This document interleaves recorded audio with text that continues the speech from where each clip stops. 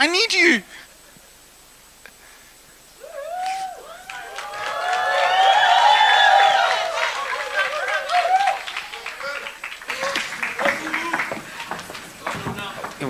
Her. Good morning, everybody. I hope you have slayed your son, yay. You all sound deflated. Why? Let's get some energy. Thank you.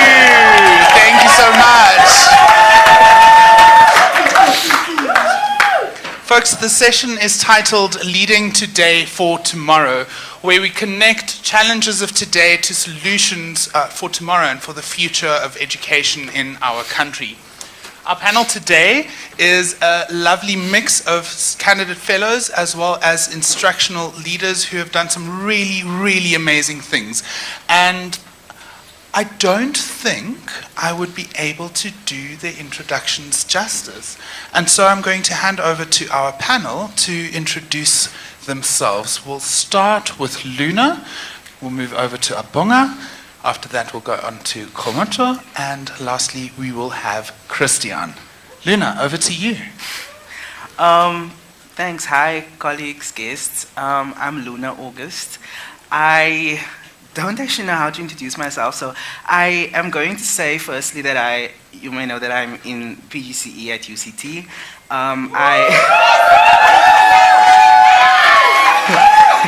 I am also a staff member at UCT. Yeah, I work in at the intersection of student development and academic development as a learning designer or learning experience designer.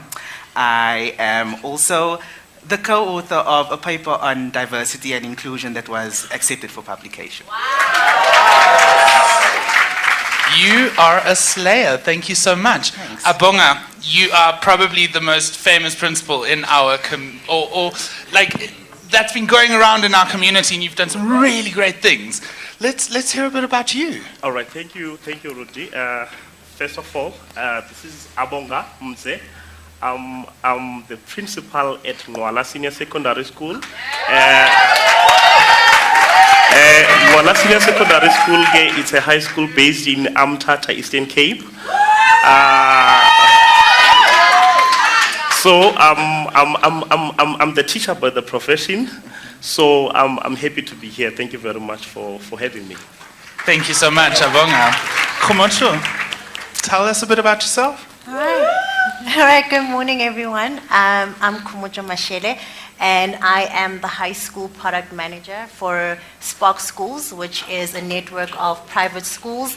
Our vision really is that South Africa leads global education, not that Spark Schools leads global education, but that South Africa leads global education. I'm really excited to be here with all of you. I was the founding principal for our first high school, and I'm really excited to share today about leadership in education. Yes, Christian. Hi guys, my name is Christian Muller. I'm a Year C Candidate Fellow, and I am going to teach English and history one day. Yeah. And I'm originally from East London in the Eastern Cape. And thank you, Eastern Cape people. And and I'm very excited to be here and very interested in what's going to be uncovered here today. Thank you. Wonderful. Folks, we're going to have a conversation about leadership and what that looks like in practice, more than it does in theory. And we will give you time for questions and answers at the end. So please write down any questions that you may have for our panel. I want to start with Abonga. Abonga, you've been in the news at the beginning of the year, and your story blew up. You've done some really amazing things at your school and really turned that school around. How did you do it? All right. Thank you very much, Rudi. But I think before I talk about my current school, that is Ngqwala Senior Secondary School, I will come maybe to first day as a teacher. Because in 2015, I got the opportunity to be employed as a teacher in South Africa. So to day one, I'm a teacher for mathematics, and then I go to the class. I got into the classroom and there were approximately 100 learners into that class. And then I asked them one question: how many of you believe that one day you will pass maths in grade 12? And then it was 30% of the class. They raised their hand and they said we're going to pass. And then 70% of those learners did not raise their hand because they believe that they cannot pass maths. And then I said, since from today, simply because I'm employed to make sure that all of you in this class, you're going to pass maths. So from today, I want all of you to raise up your hand and believe that you're going to pass maths. So since that day, they understood that, okay, this is the person that is going to assist us to make sure that we're going to pass maths. And then the next thing that I've done that day one, I take that is grade 8 test. And then I gave to grade 10 learners. And then I gave them, this is the test, this is out of 25, right, this is grade 8, you are doing grade 10. They were shocked. Why do you do this? They say, write this test. And then over 100, I think it was 40% who passed that test. That is grade 8. Now, for me, I was not there to make sure that I show that they know nothing. But I wanted to know their baseline, their understanding, because now as a teacher, it's all about planning. For me now, if I'm coming to this class, I'm going to plan for them. It means I must understand first, what do they know? 40% passed, and then 60% failed. So now me as a teacher, it means now I must be able now to plan on the strategies that I'm going to assist this 60% so that each and every learner into my class make sure that passed mathematics. Then since that day, all those learners starting to love maths because they could see that this is the person who understands us. So it means now as a teacher, you must first understand your learners. What do they know? What is their baseline? Before now you start by teaching. Before now you start by planning. And then now it will be easy now for you to plan on the strategies that you're going to do. So now, this is me as a teacher. Then in 2019, there is a school called Ngqwala Senior Secondary School. That is, I'm a principal in. That school got 0% in maths, 0% in physics. And the department came to that school and said, there are two options. We close the departmental science, or we hire someone that is going to assist. And then they created a post that is as an SOD. Said, hire someone that is going to help and assist these learners with mathematics and physical science. All right, I applied for that job. Many people that they were my friends say, don't go there because now you will be degrading your status, because at that time I was one of the specialists in Eastern Cape. And then for me, I said, I know my vision. The vision is I can change, or I can make impossible in terms of learners, that is to pass maths, because if these learners can pass other subjects, why they don't pass mathematics and physical science? Then I said I will apply that job, and then I got that job. When I arrived there, it was 2019 June, and then they got 0% in maths and physics, and the previous year they got 0% in maths and physics.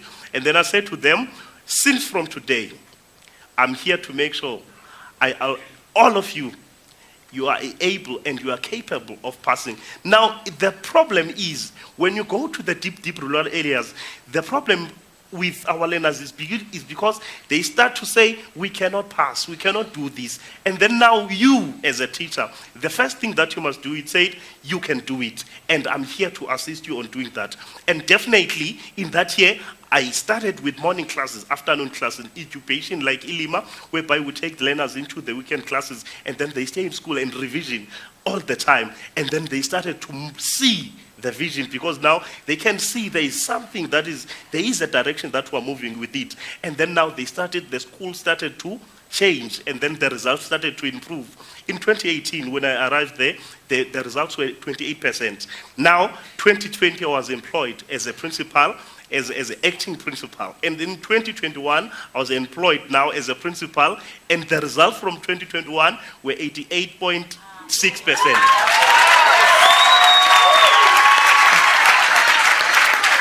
So, when we talk about failure into our country, it means we talk about the belief that is within our learners. Now, we as young people, as leaders, we must have the vision, and then we must show them the vision, and then we give them the standards that this is the vision, and you must follow because this is the vision. So it's very important that as leaders, we give the vision to the learners so that they see their future, they see their responsibilities, and then you give them also, they must also set up the target. So it was very easy for me because I had the vision for them, and I made sure that within me, they will be able to do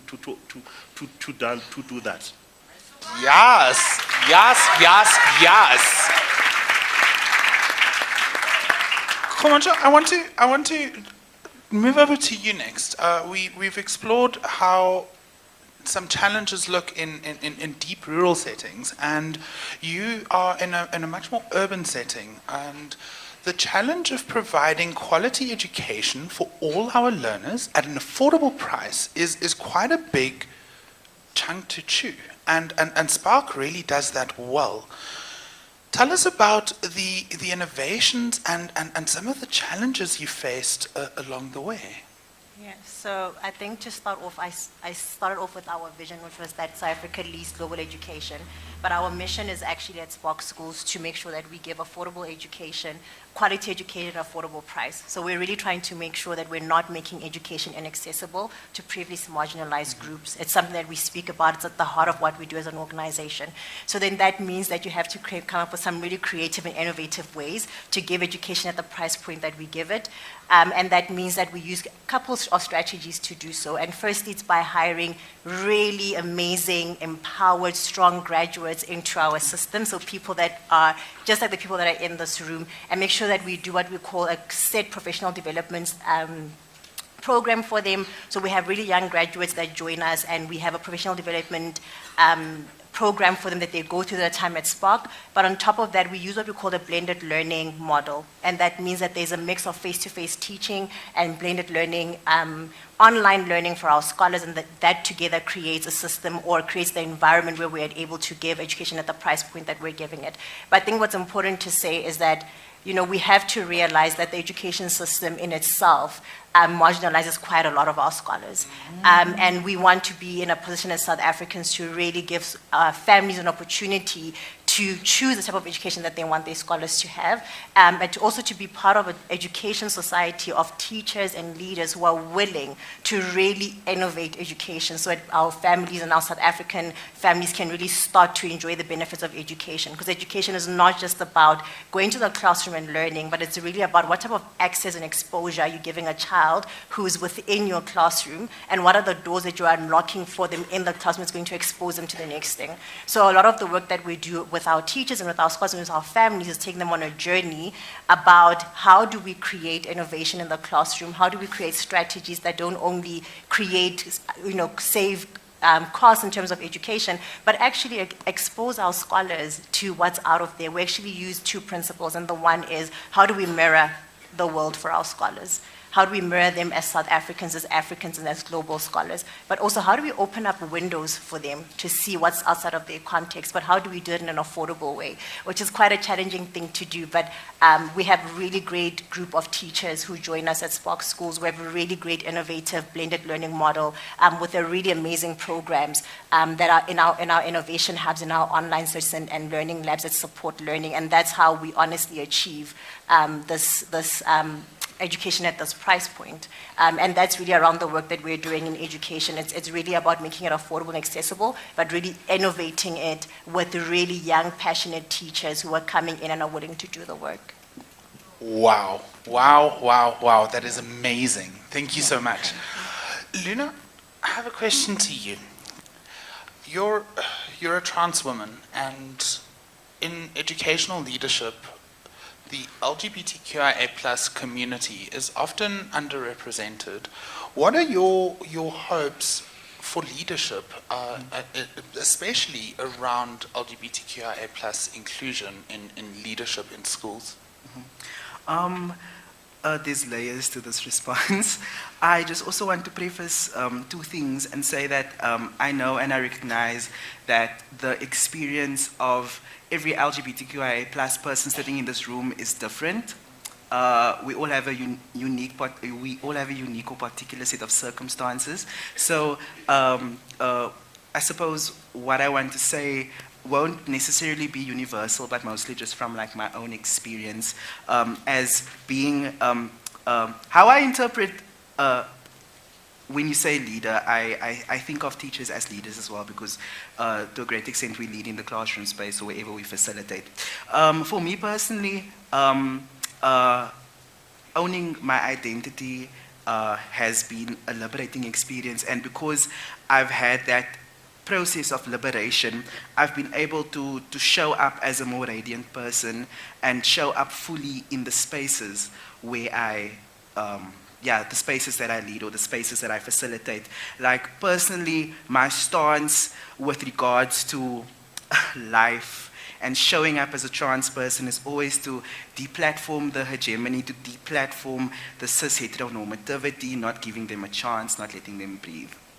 I also, one of the questions that Matabo, as my program officer, actually asked me in my first consultation session was to think about what it would mean for me as a transgender woman to be what would it mean for the children or the students in whatever spaces I facilitate to have like a transgender woman as their teacher, facilitator, and what does it mean to be at the forefront as a trans person, and what could my presence possibly mean to the student who is hiding in the shadows.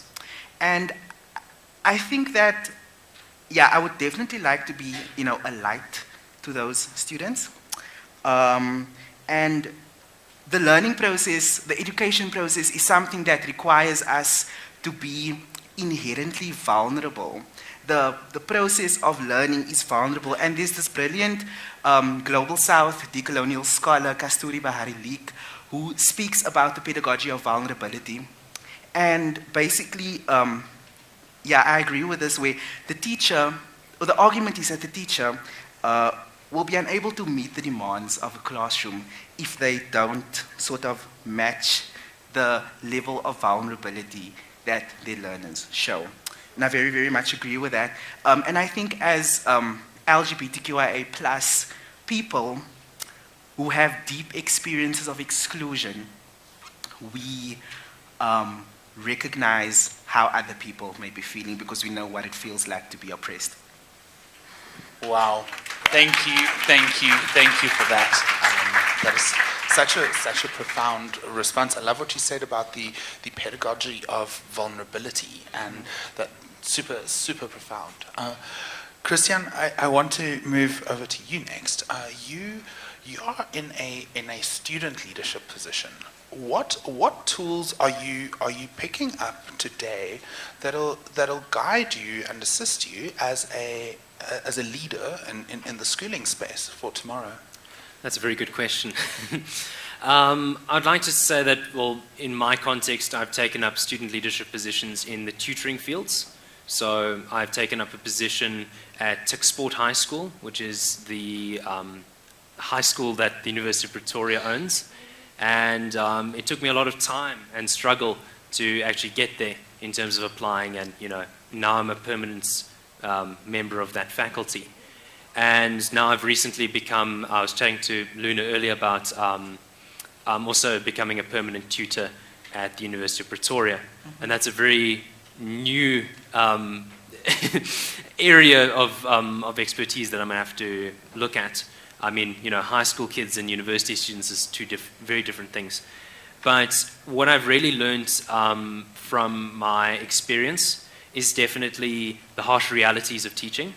Now, I have no experience in a rural school like Oudtshoorn Mthatha, where that's the harshest of realities. But we like at JGF, and this isn't a fault with JGF, but we are dreamers. We are the dreamers of South Africa. We all have dreams and visions about what we're going to do with the education system. But what I learned from my experience is that there are many obstacles that we don't think about in a conference like this. For example, we talk about all the great things we're going to do, but then we don't think about engaging with a classroom that just won't listen, or students that are sleeping in class or are just not interested. And these are the harsh realities that I've actually picked up on through my tutoring experience and in leadership positions at the school now. It's difficult. and there are many realities that we are not aware of. And I encourage every single one of you to find, no matter how small, a leadership position that you can entertain, either as a student or as a young teacher, and really learn the value of responsibility. I think responsibility is such an important thing that we need to learn and embrace as young South Africans and young reformers, because creative expression and visions and ideas are very important, but it needs to come with responsibility and realistic thinking as well. And I think that's what I've learned. And yeah, thank you very much. Wow. Thank you. Thank you. Abonga, many of our candidate fellows are of an age with you. And this is quite profound. We get people under the age of 30 who are radical change agents and who want to shake things up in education in this country. Now, what would you say in terms of advice to one of our candidate fellows who wants to go into a space such as your own, in a deep rural setting where they can really make a massive impact and turn a school around? What advice would you give them to make that happen? All right, thank you very much. I think I always say to me, if you are a teacher, first of all, you must understand that you are a light to these learners. As a teacher, you are a motivator, you are a friend, that is, you are a social worker to these learners. Now, if you want now to go further as a teacher, that is to go through into a leadership, one, you must have a vision. That is very important. And then you must have a plan. That is, how are you going to do that? If you go into the school setting, you will arrive, there will be many people. And then those people will have their ideas. So it means for you as a teacher, there are positioning that you must make sure that you follow. That is, for example, physical positioning. Now there will be many ideas, there will be many strategies that will come to the school system. Where would you be found when it comes to that point? And then the second one will be the professional positioning. Now as a teacher, you must always be professional, regardless of the place, regardless of where you are. As a teacher, you must always be professional. That is, you must always make sure that you keep the standards of being a teacher. If you know that is your plan, that is the vision that we have, every time you must make sure that you set those standards and you keep with those standards every time. That is from the beginning up until the end. And also as a teacher, you must know that there is emotional positioning that you must make sure that you concentrate about, because there is DBE, there is parents, there is learners. So there will be emotional damage that will happen. So for you as a teacher now, you must be able to balance your emotions when you are dealing with teaching, so that every time you will be able to move forward with your vision or with your journey. Now also you must make sure that social positioning is very important to teaching and learning. So it means if you are a teacher, you must make sure that you socialize with your learners, you socialize with other teachers, you socialize with teachers within or outside, that is from other schools, so that you will be able now to carry now that is your vision at the end of the day. So now as a teacher, it means you will be able to go forward with your plans if you make sure that you put these things in front and you can succeed at the end. Wow. Folks, have a vision, make a plan, and stick to it. Lovely. For our next part of this conversation, I would like to have some insight into some of the challenges that you have experienced as school leaders. But we're not asking for the solution. We're not asking for what you did. We are going to ask our candidate fellows to advise on a situation like that and what they would do in a position like that. We're going to start with Khomotjo. Okay. Awesome. I think one of the big challenges that we've experienced within our organization is that over the past 2 years, we've obviously been in a pandemic, and that's come with challenges in terms of teacher gaps and scholar gaps. So we're coming into 2022 and we're realizing that we have scholars who've missed quite a chunk of their learning up to 50% of their learning if they were in a different school to our school, up to 70% of their learning if they were within our network. So you're having scholars that have 2 years worth of gaps in terms of their learning journey. But then you also have teachers in terms of professional development who for 2 years were in survival mode. They were just trying to get kids to learn. They were a lot of time not spending time in their own professional development and exploring out there. So the challenge here is you've got two sets of stakeholders with major gaps. What do you do to close the gaps so that scholars can reach their ultimate success, especially scholars who are about to write matric this year and next year? What is the strategies that you would use to close those gaps? Wow. Luna, do you have any strategies that you would suggest to close these gaps? So I'm particularly interested in the challenge around the professional development of teachers. I was putting some bars last night about, happy teachers being equal to happy students. And with regards to the professional development, there are ways in which I suppose Spark schools there are different ways in which it can be approached. The first thing to recognize is that every teacher in the space also has this is actually my first response that isn't like pre-prepared, so please forgive me. I think that every teacher has like a wealth of like knowledge, experience that can be shared with others, and that can be done through communities of practice. Communities of practice I think through sharing, it drives innovation in that one person learns from the next person and so on. But also, I think that once communities of practice are like established and up and running, from that community of practice also comes a body of knowledge that can be shared and disseminated to others. In my Vision 2030, I spoke, or rather I prepared that one of the ways of paying it forward is to share the teaching insights, the teaching experiences within the Spark Schools community of practice with neighboring schools, and in that way, Spark Schools also elevates themselves by building a stronger relationship with the community. With the teaching community at large. I just want to say I really love that, because when you think about a community of practice, it has to reach out outside of your own organization. And I think going back to like setting ourselves back into our vision that South Africa needs global education, it means that within our network and outside of our network, we have to be able to collaborate as an education community, because I love what Rudi said to me earlier. It's not about where the scholar attends school. It's about a South African scholar needing to come out of the education system being better. And that's regardless of what community you belong to. It's about the fact that we all here and we all care about the scholar, and that's what's important. So thank you. I really love that response.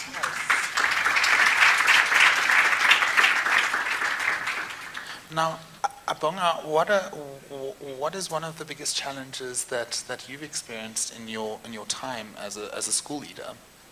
All right. I think one of the challenges I've experienced into deep rural areas, we are still having problems of infrastructure, resources, technology.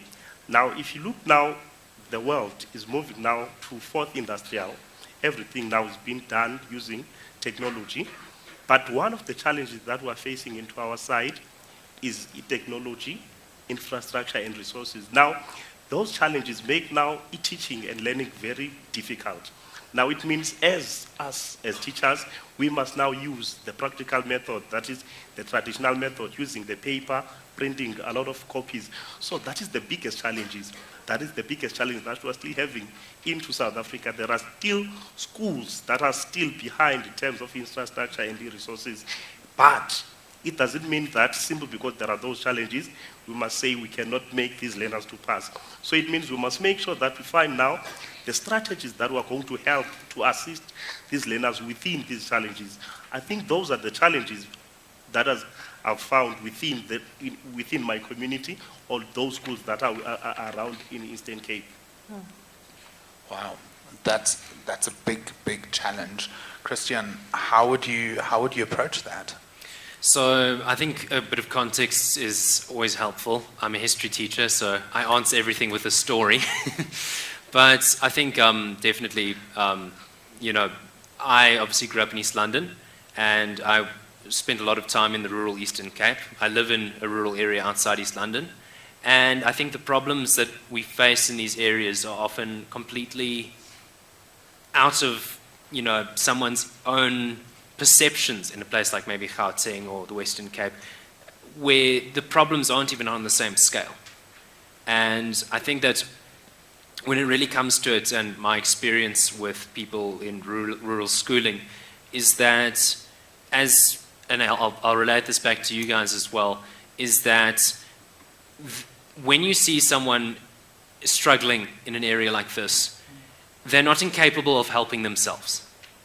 They are absolutely capable. They just need the resources, the time, the effort, and, you know, the encouragement. I always my one friend made this very good example. If you're trying to move out of your apartment and you don't own a bakkie to take your stuff out of your apartment, and you call your friend to come help you, that doesn't make you incapable of moving out of your house. Getting this assistance, and I think my advice, again, building on this, for anyone who's interested in working in a rural area, is you need to come from a place of understanding and a place of humility as well. And I think really the major problems that are being faced in schools such as yours really requires active leadership such as yours. I think that really there are so many people that are yearning for direction and encouragement and, you know, those kinds of things. We can easily talk about, you know, throwing money at this, building this, you know, taking that, but really at the core of it is people are desperate to have someone to lead them and for someone to follow. And not only that, someone who is virtuous to follow. I think that's my answer. Thank you very much. Thank you. Right, folks, before we move into Q&A, I have one question for each of the panelists, and this question is, in looking at the future, what are your hopes and dreams around school leadership and what educational leadership looks like in South Africa and globally, but specifically in South Africa? What are your biggest aspirations? We'll start with Luna and move all the way through to Christian. Thank you so much. As a future principal, I think, thank you. What my hopes and dreams, and I've spoken about this all weekend in a lot of different ways, is for teachers and perhaps school leadership to really hone in to student affairs and the student voice, because the student voice is so critical. Who do we think we are to design learning experiences for students without students being present? Who do we think we are to make decisions for them without them?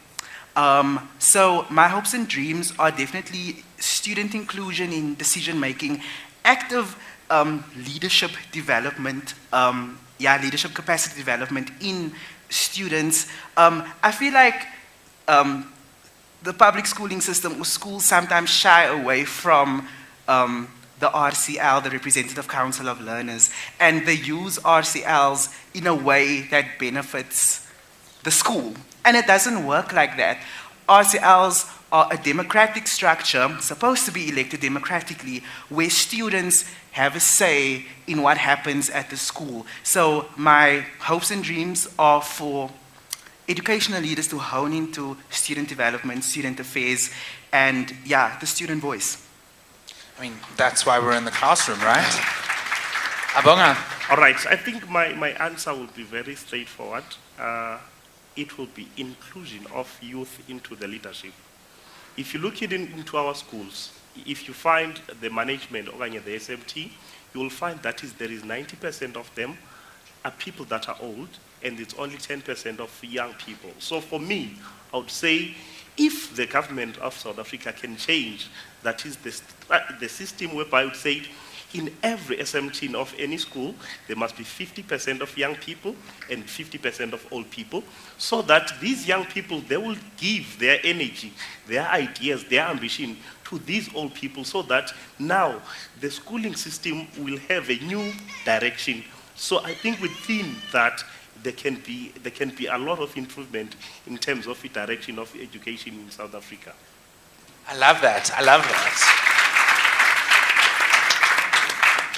You know, I dream of a world where all the faces in front of us are in those leadership positions, because that's a bunch of slaying that is happening. Khomotjo. So I think I'll speak about within the South African context, because I think it's layered as you spread out. But I think my ambitions would be to have school leadership teams and school leaders who are really reflective of our context as a nation, who are really willing to create influence within our curriculum, to start looking at diversity, inclusion, and equity within our curriculum. I think that we need leaders who are going to be brave enough to challenge the current curriculum that we give our South African scholars, who are willing to use their power within their schools to really speak to the curriculum changes. I think that if our curriculum does not reflect our scholars, does not reflect our country, does not reflect our context, then we're basically mirroring the wrong things to our scholars. And I think that my real ambition is to have the people in this room and anyone who is in leadership to really start to look at the lens in which we drive curriculum in this country, and to be willing to change that. Yes. Christian, how about you? So basically my vision is that we can create an environment similar to what Abonga was telling us, where we can, very simply, where we can have school systems that are driven by the energy of the youth and supported by the wisdom of the elders, And I think so often, again, as I said, we can't, Abonga was telling me as well, we can't discard the knowledge that's been accrued over time and what has come before us. Not all of it may be right, not all of it may be correct or just from what we've said, but there's so much value in some of that. So much value in some of the systems and the structures that we still use today. So my vision is, as a future educational leader and expert teacher, I'd like to say that I would want to create an environment where both the past and the present are brought together to create a better future. Wow.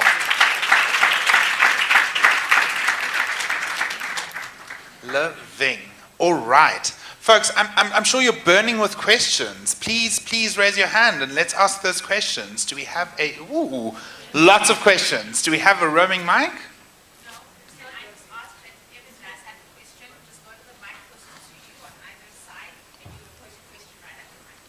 Perfect.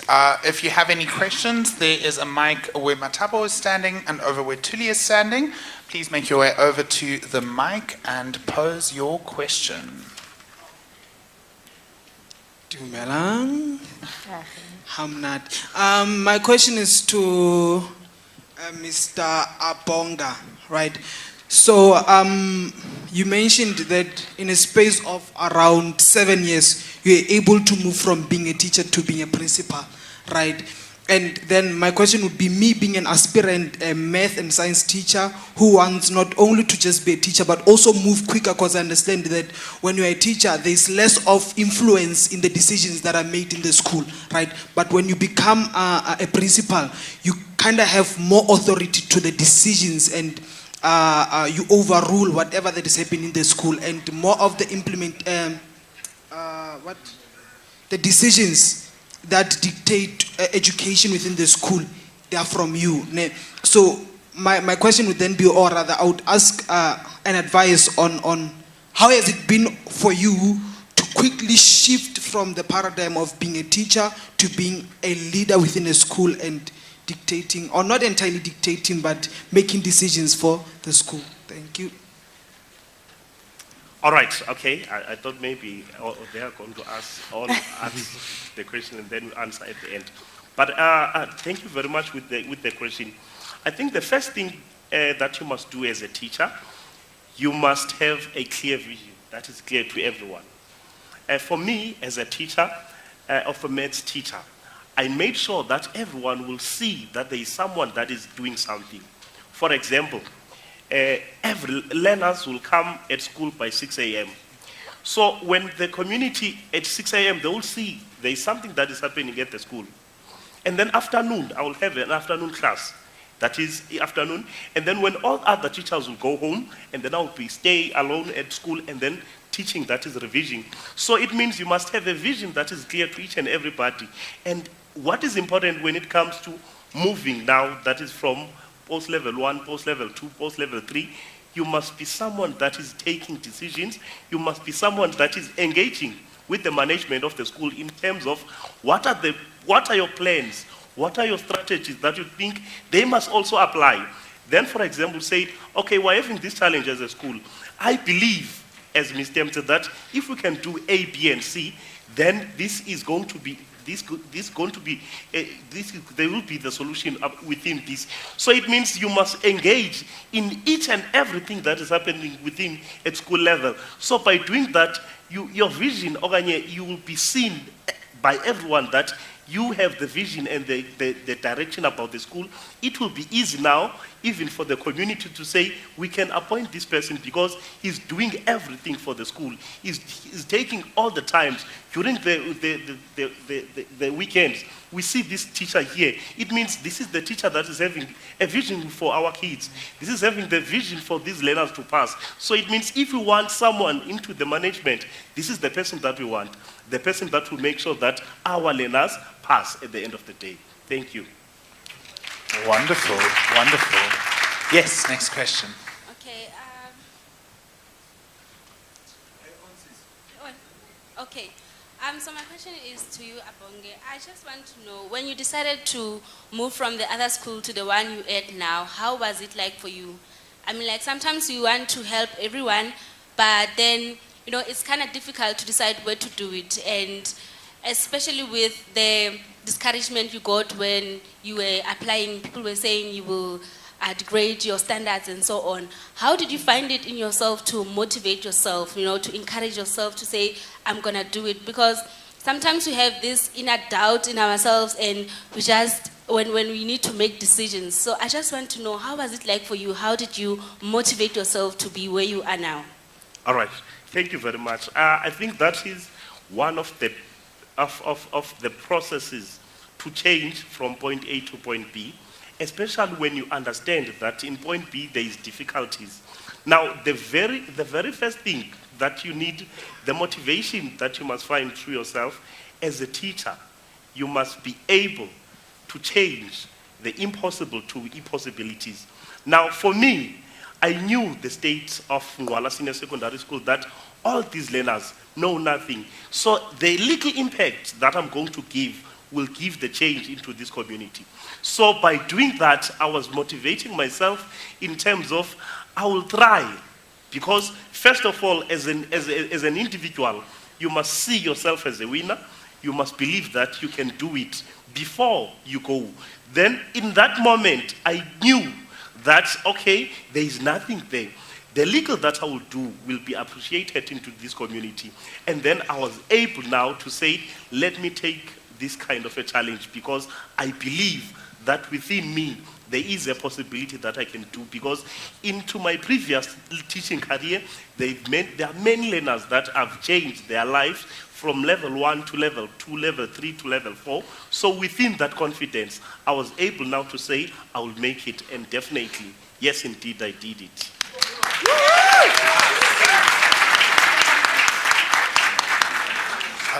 Folks, we are running low on time, so I'm going to take 2 more questions, and after that, you are more than welcome to engage with our panel over lunch and ask any of the other burning questions that you may have. Let's go with the next question, please. Okay, hi, my question is for Luna. As the former LGBTQIA+ school principal, I have a question to you is, how does a transformation and inclusion look like? What are some of the things we need to learn and unlearn before we go to the classroom to support our kids? That's it. Let me start with the section on learning and unlearning. I think, I think what needs to be learned and unlearned, it's too wide to pinpoint a specific thing. But I definitely do think in the LGBTQIA plus context, if you find yourself leading a cohort of LGBTQIA plus students or teaching LGBTQIA plus students, it's very important to go through a process of sensitization so that you don't do the right thing, so that you don't do the wrong thing. Like, I see a lot of misgendering in classrooms. I see a lot of silencing. I see a lot of binary girls line, boys line. Why? It's inherently oppressive. That's the one thing. How inclusion looks like for me, like fully in a school context, I made some notes on this, and it's also some of the things that I practice. It starts with your classroom environment and adopting practices, and I'll leave practices open to interpretation, that reflect high values of diversity, inclusion, and belonging. So conscientizing yourself around, that. It's adopting like a learner or a student-centered focus in your classroom and encouraging peer collaboration, because I found in my work with students that students learn more from their peers than they learn from you as a teacher. The other thing that I wanted to say was that part of, I suppose, decolonizing and becoming really inclusive, again, comes back to student integration in decision making, but also clear upfront communication, because I sometimes find that teachers or principals, they don't tell learners everything. So in that way, learners or students aren't able to fully situate themselves in the context. And how can we learn if we don't know everything about that space? Yeah, that's some of what I can say. Yeah. Thank you so much. Last question. Okay, Mr. Principal, our industry has a lot of abbreviations. We get our CPTD because of SACE for the QMS, which was IQMS, run by the SMT, which does a lot of abbreviations, and SAMs. But what the danger is that a lot of SMTs in a lot of schools can overload the kind of work that they do with a lot of administrative fluff, where they think that a lot of things are happening because papers are moving. How do you position your SMT to make the focus of the school about learning and make their role something that is a part of the leadership of facilitating that learning, as opposed to just QMSing to the CPTD for the PLRC and the PAN document?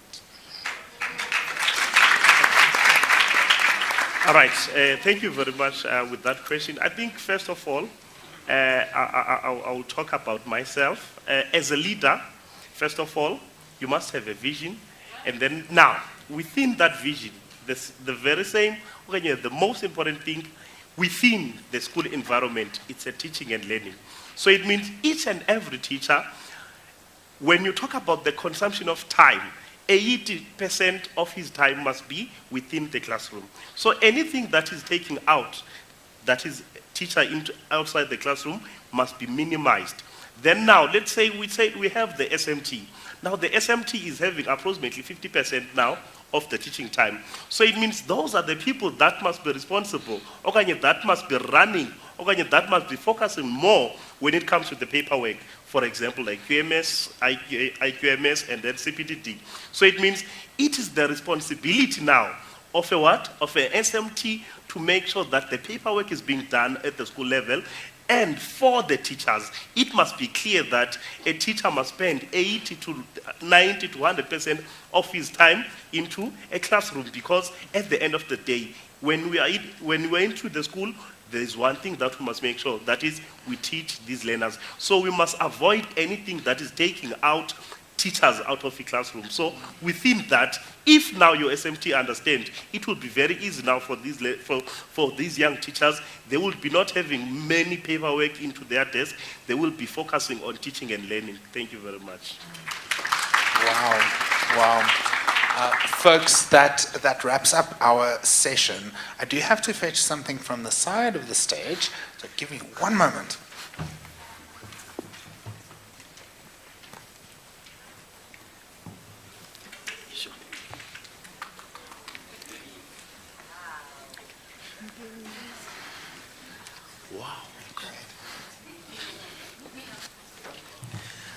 I'd just like to show on behalf of JGF our appreciation for both our guests, and I'd like you to join us in showing our appreciation for their character and their life work that what is truly deserved.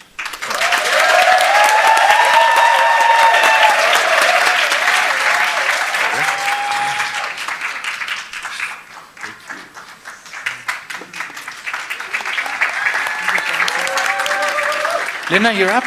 Yes, so my role is to thank Khomotjo.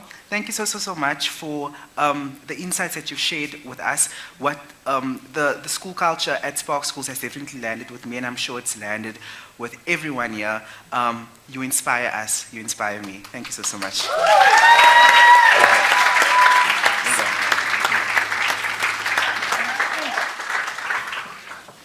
All right, folks, and with that, leading today for tomorrow is wrapped up. I'm going to hand over to my colleague, Siwa.